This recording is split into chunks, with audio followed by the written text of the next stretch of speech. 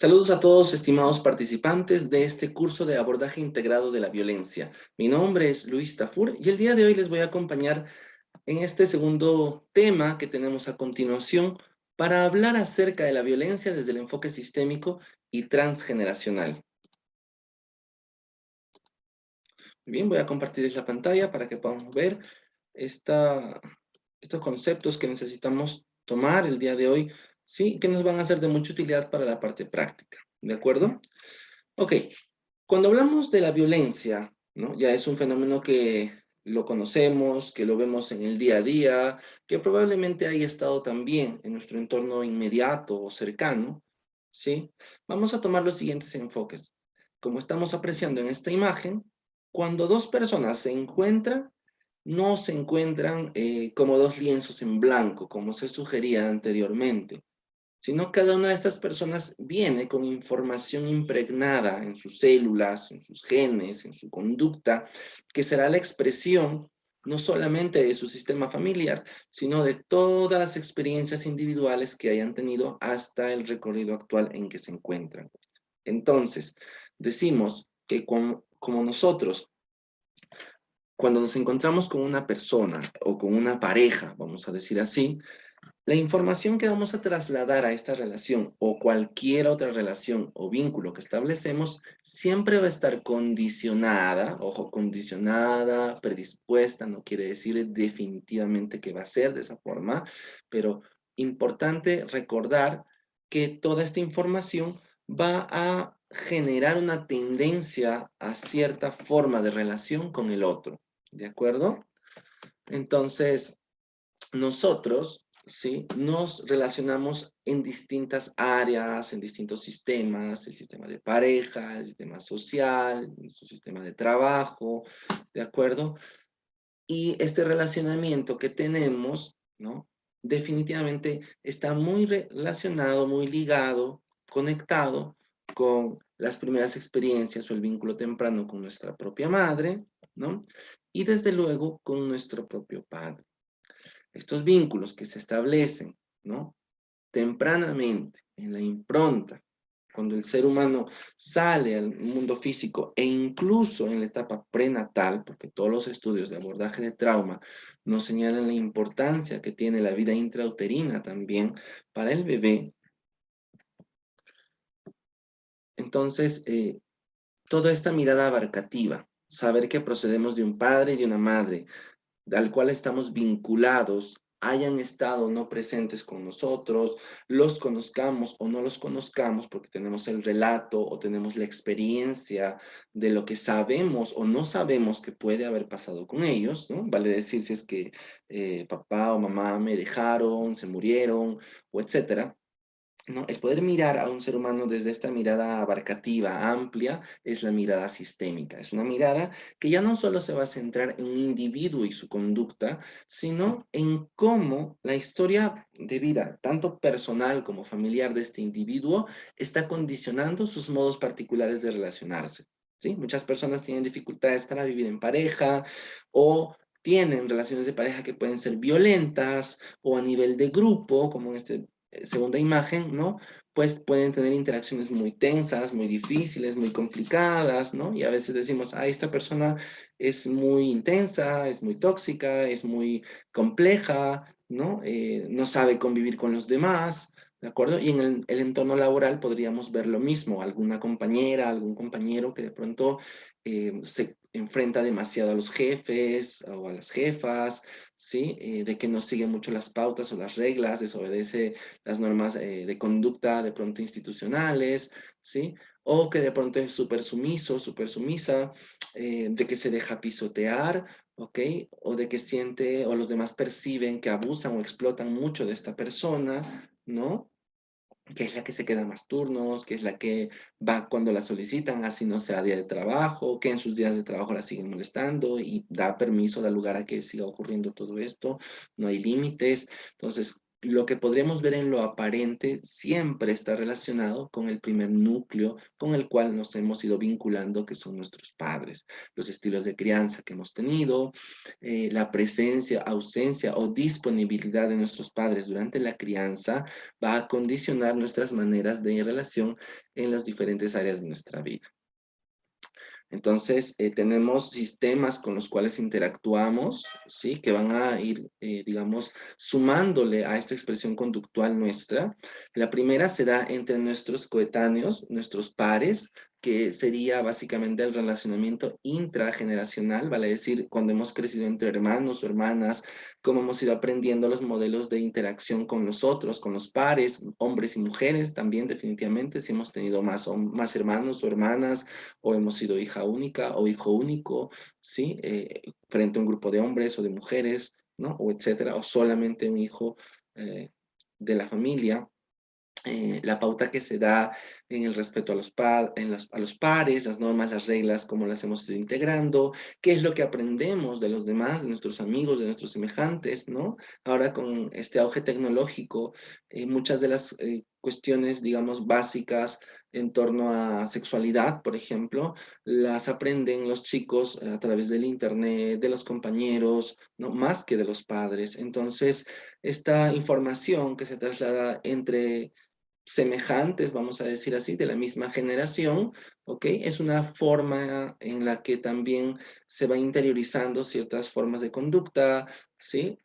Por ejemplo, estos juegos que vemos o estos retos que aparecen viralizados en la que los adolescentes, sobre todo, participan de actividades que a veces pueden atentar contra su salud, su integridad, su vida, ¿no?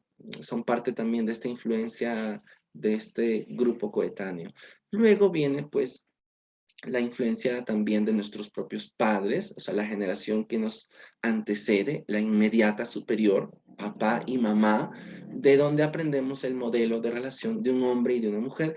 El primer contacto con el primer hombre, el primer contacto con la primera mujer, en este caso, el tratamiento que se dan a ambos, cómo se llevan hombres y mujeres, cómo es estar en pareja, cómo es vivir en pareja, es un modelo que aparece. Y ojo, si es que papá y mamá han estado separados desde antes de que yo nazca, también la información que cada uno vierte sobre el otro es una pauta de actuación que va a tener el niño respecto a sus futuras relaciones, ¿sí? Si de pronto la mamá menoscaba esta figura de papá o papá intenta alienar a la hija o al hijo respecto a su madre y la desvaloriza, la descalifica, ¿no? O intenta manipularle con, digamos, premios o algunos reforzadores físicos, entonces esto también puede generar una confusión respecto a cómo mirar a la mujer, cómo mirar al varón, ¿no? Cómo se dan las relaciones de pareja y si la relación está, digamos, sostenida en el tiempo, están juntos, pero es una relación compleja, violenta, con una comunicación muy inadecuada, con tratos descalificativos, con ausencias, con vacíos, o etcétera, o buen trato, cariño, apoyo mutuo, trabajo en equipo, ¿sí? Solidaridad. Entonces, el niño todo esto lo va impregnando como parte de su repertorio conductual.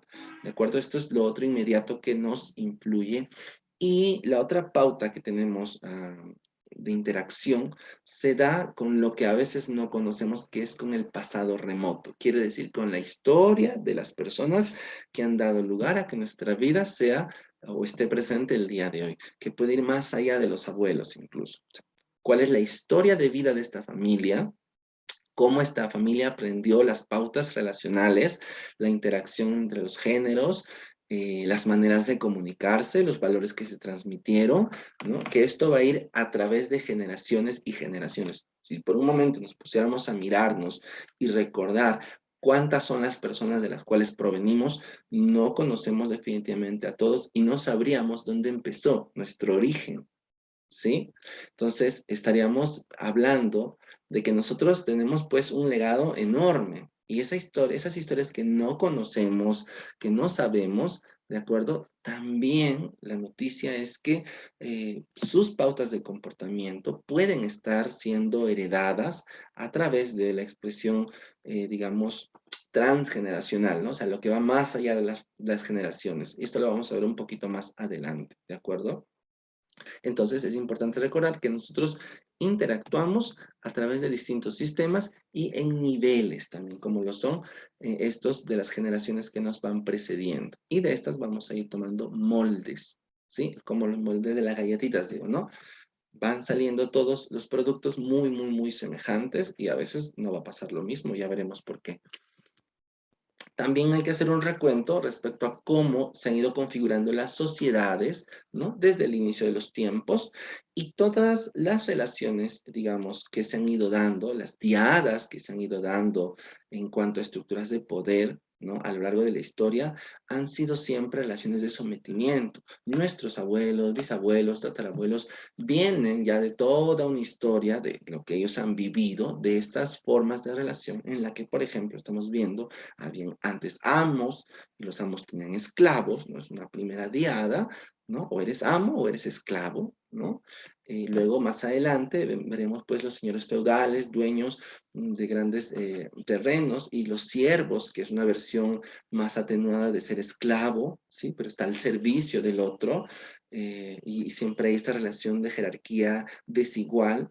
Vendrán luego la época de la burguesía, ¿no? El burgués y el obrero, el que trabaja para él y ya es como remunerado o reconocido en cuanto a esto que hace, pero sigue habiendo esta relación dispar, ¿no? Y producto de toda esta constitución de sociedades seguimos avanzando y en el tiempo, con lo que hemos ido luchando, es con esta desigualdad a nivel de género, ¿no? El hombre por encima, la mujer ahí debajo, ¿no? Con menos acceso a oportunidades laborales, con menos reconocimiento, con menos derechos, todo lo cual se ha ido, digamos, desplazando, ¿no? Gracias a los aportes del enfoque de género, ¿no? Del enfoque de derechos humanos, que nos han permitido mirarnos también como seres diferentes, pero iguales en derechos, ¿no?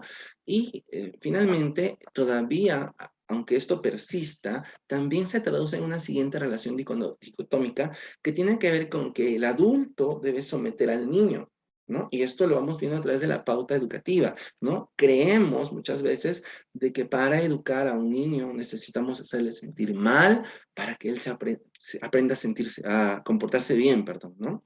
Y como Jane Nelson, ¿no? Creadora del programa de disciplina positiva, nos decía, ¿quién nos ha dicho que para que un niño se porte bien debemos de hacerle sentir mal? Sin embargo, si miramos hacia arriba en toda esta pirámide, nos podemos dar cuenta que son formas de relación que hemos ido aprendiendo, que se han ido legando, ¿de acuerdo? Y que hoy en día configuran la manera en cómo podríamos estar educando, relacionándonos en pareja, ¿de acuerdo? O con las personas que creemos que tienen un poco más de dinero, ¿no? Y tener esta percepción o esta idea de estar como sometido por debajo o a su servicio, ¿de acuerdo? Entonces, fijémonos, esto es importante recordar porque de todo esto provenimos también.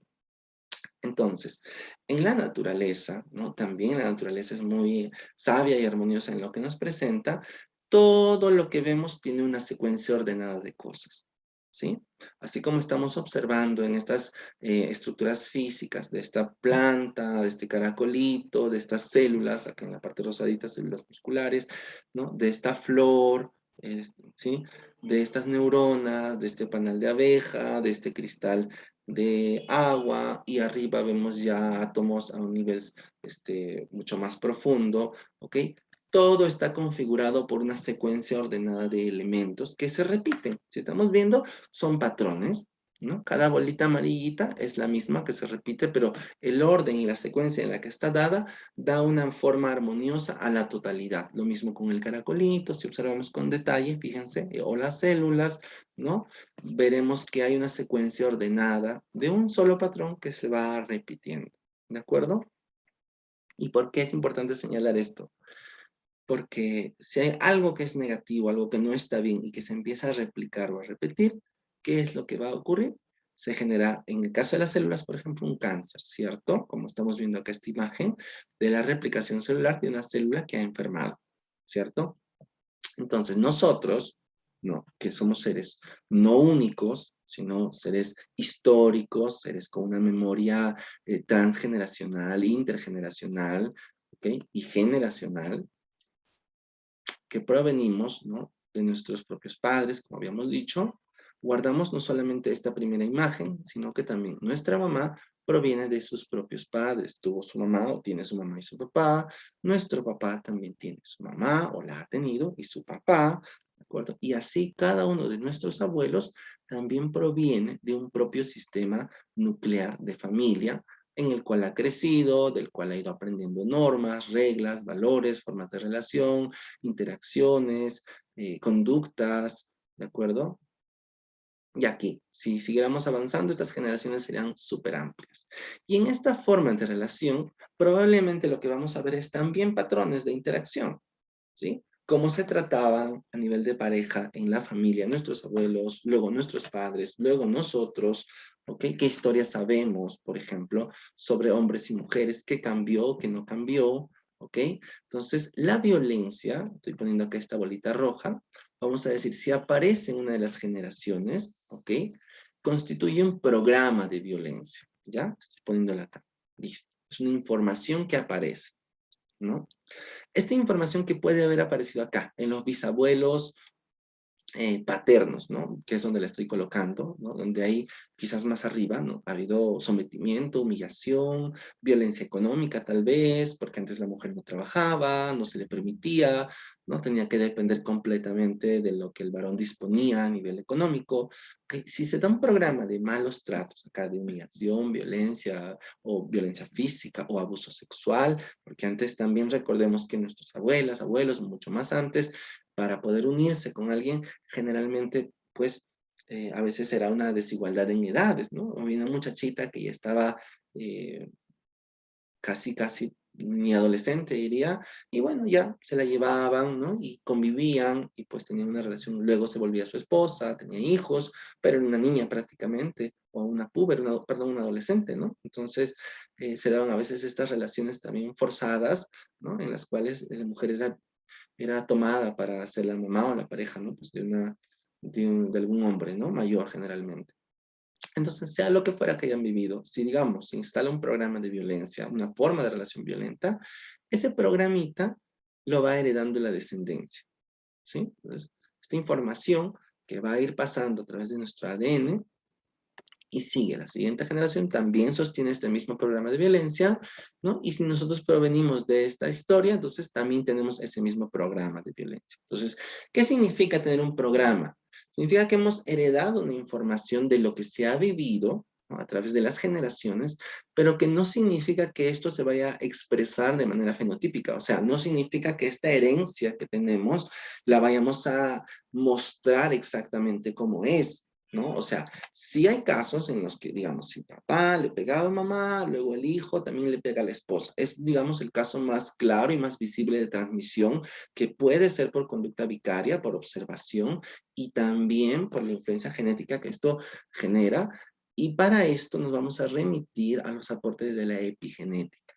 La epigenética también es una de las, digamos, ramas de la genética que nos ayuda a estudiar factores que no son genéticos, pero que intervienen en la determinación de nuestras características como especie humana, de nuestra ontogenia, ¿no? Entonces, se trata de cambios heredables en la expresión de los genes, ¿ok?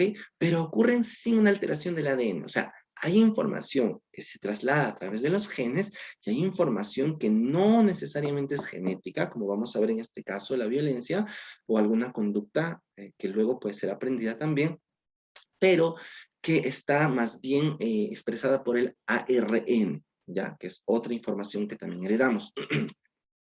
Este término epigenética, acuñado por Waddington en el 42, nos hablaba del estudio de la interacción entre el gen y el producto del gen, ¿verdad? Esta interacción, que tiene que ver también con lo ambiental, con lo que vivimos, las condiciones en las cuales crece una especie, ¿ok? Van a modificar la expresión fenotípica de los organismos. Significa que va a modificar no solamente, o sea, ojos, color de piel, estas cosas, sino fenotípica, conducta, susceptibilidad a enfermedad, etcétera, ¿no? Aspecto físico también.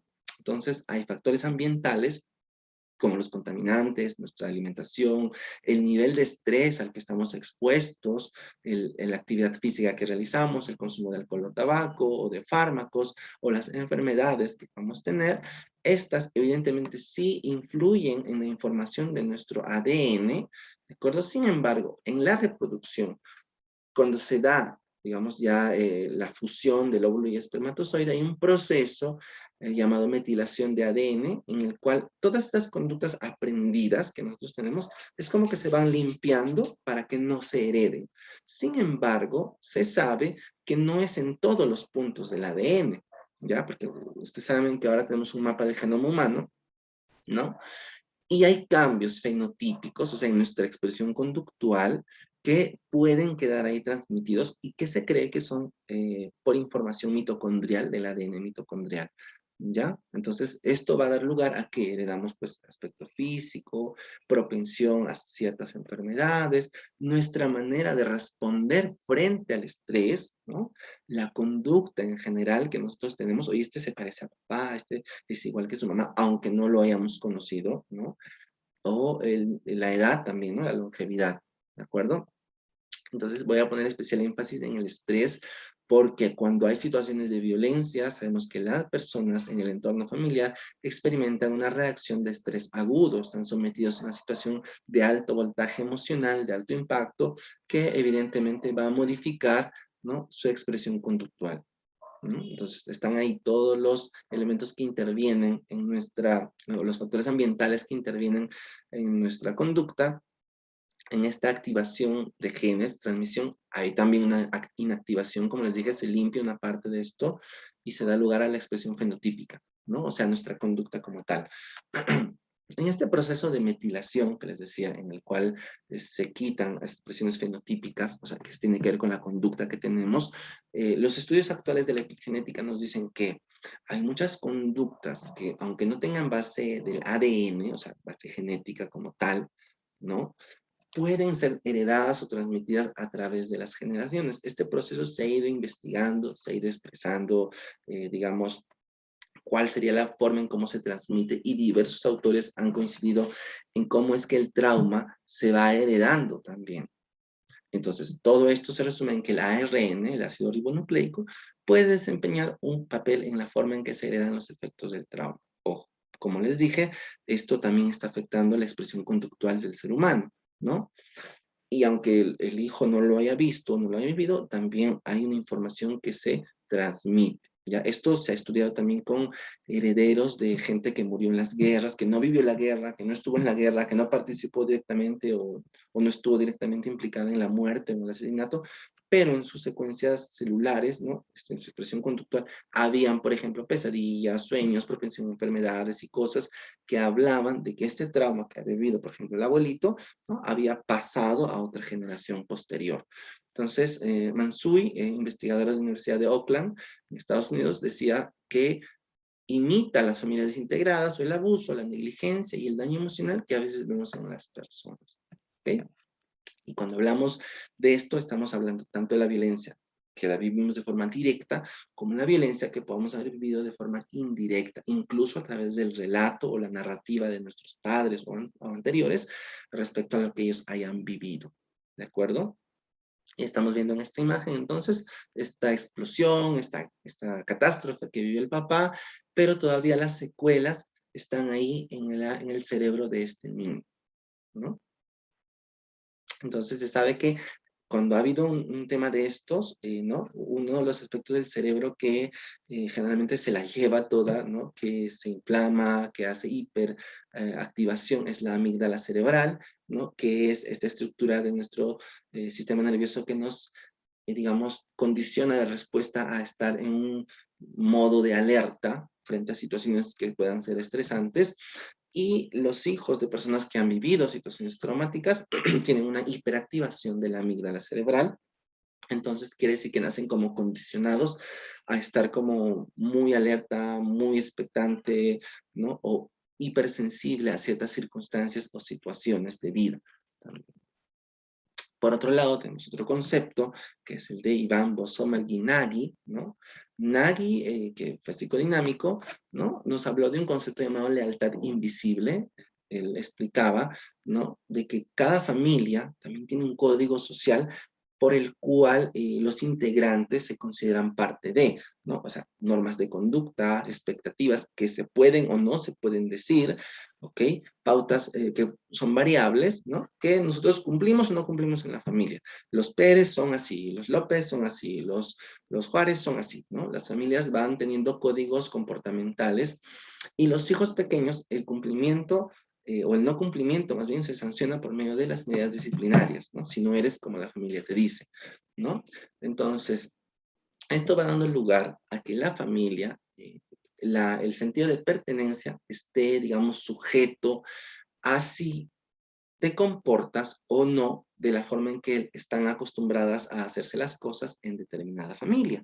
Pregúntate nada más tú en tu familia, ¿no? ¿Cuáles son las normas de conducta social que tú has heredado, los códigos a nivel comunicativo, a nivel de interacción, a nivel de relación, en cuanto al manejo del dinero, en cuanto a la relación con el trabajo, en cuanto a la relación con las demás personas, respecto a la capacidad de pedir ayuda, qué cosas se decían en la familia que tú puedes haber heredado, ¿no? A veces hay familias que dicen, nosotros nunca pedimos ayuda a nadie, ¿no? O no pedimos prestado, aunque nos estemos muriendo de hambre. Entonces el hijo va creciendo con este código, ¿verdad?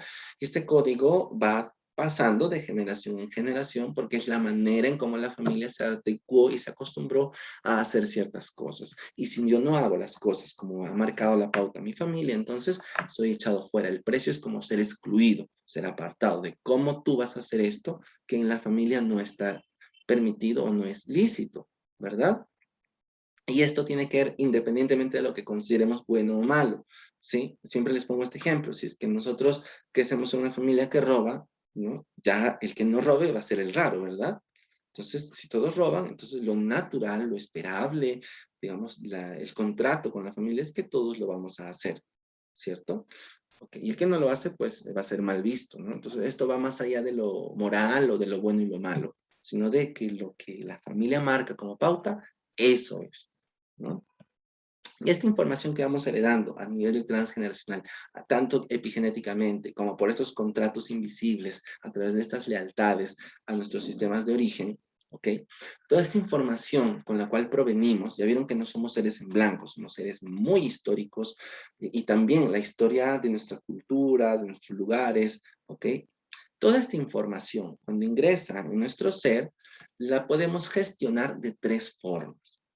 Significa que esta información no es que todos la repetimos. A eso me refería cuando les decía de que no es algo como causa-efecto, ¿no? Sí, es verdad que muchas personas repiten el mismo modelo conductual, el mismo patrón de relación, es cierto, es la forma más clásica de poder observar esta información. Para muchos otros, la información se repara, o sea, se bloquea ese programa de violencia, ¿no? Si yo vengo de una familia donde ha habido mucha violencia en la pareja, de repente la persona, el hijo se queda o la hija se queda soltero, soltera, y pues rompe ese programa heredado de violencia en la pareja, ¿no? Porque ya no hay pareja, entonces no hay forma de repetición. Es una forma de reparar, entre comillas, el programa, pero que igual podría no generar la total plenitud en la vida de esta persona, ¿no? A veces sí.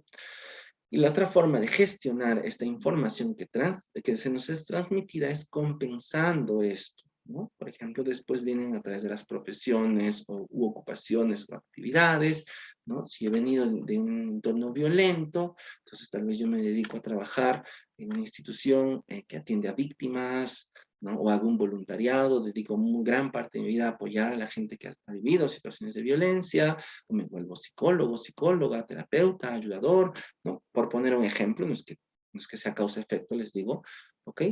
Entonces, y así, podríamos tener muchísimas formas de que esta información luego la expresemos a nivel conductual. Entonces, no significa que tengamos esta información en el árbol familiar, es que vamos a estar condicionados ya a que sí o sí vamos a repetir estas circunstancias de vida, ¿no? Mucha gente cree que está como condenada y no es así, ¿no? Hay muchas maneras en que esta información se puede ir ayudando y trasladando y de hecho la psicoterapia ayuda a que la persona caiga en cuenta de qué es lo que está repitiendo para que pueda transformar la manera en cómo está, digamos, gestionando la información que ha heredado de su familia o de su pasado remoto, ¿no? Y heredamos programas de todo tipo, ¿no? Culturales también, distintas sociedades que pueden ser unas más machistas que otras, ¿no? Que van marcando la pauta de relación entre hombres y mujeres, subculturales de pequeños grupos a los que pertenecemos, por ejemplo, punk, emo, ¿no? Diversos grupos que hay, grupos digamos que también tienen sus propias formas de interacción que pueden ser a través del sufrimiento, la vida es dolor constante, o etcétera. Programas familiares, como ya les decía, qué se decía en tu familia sobre los tuyos, ¿no? ¿Cuál era la característica o la cualidad fundamental de los tuyos, ¿no? Según el apellido que tú tienes, qué decía papá o mamá cuando eras chica o chico. Y programas individuales que tienen que ver con lo que nosotros generamos como conducta particular, ¿no? Y que posteriormente se volverá herencia para nuestros descendientes, ¿no? Sabemos que algo que hemos heredado se vuelve un programa o guión cuando es excesivo, ¿sí? Por ejemplo, ¿no? Mamá y papá vivían infidelidad, ¿no? El abuelo también le engañó al abuelo, ¿no? Y también dice que la mamá de la abuelita también le dejó el abuelo porque le engañó. Entonces, es un exceso algo que hacer. Y en mi historia personal, mi primera pareja me dejó, la segunda pareja también me dejó por otra, otro, y el otro también me dejó por otro. Entonces, cuando hay una repetición excesiva, podemos decir que estamos hablando de un programa que se ha heredado. No estamos hablando de eventos únicos. Generalmente, cuando vemos el tema de violencia, vamos a ver que sí hay un exceso, porque es un ciclo. Se repite y se repite y se repite y se repite y se repite, ¿no? Como que también vamos a estar atentos de que a veces te dicen, la persona viene con una situación de violencia en pareja, pero arriba los padres no lo han vivido. Y si subimos más arriba en generaciones, la abuela sí lo ha vivido, porque esa es la expresión epigenética, ¿no? O sea, puede saltar generaciones, pero la información se traslada todavía, ¿ya? Eso en la parte práctica vamos a hacer ejercicios.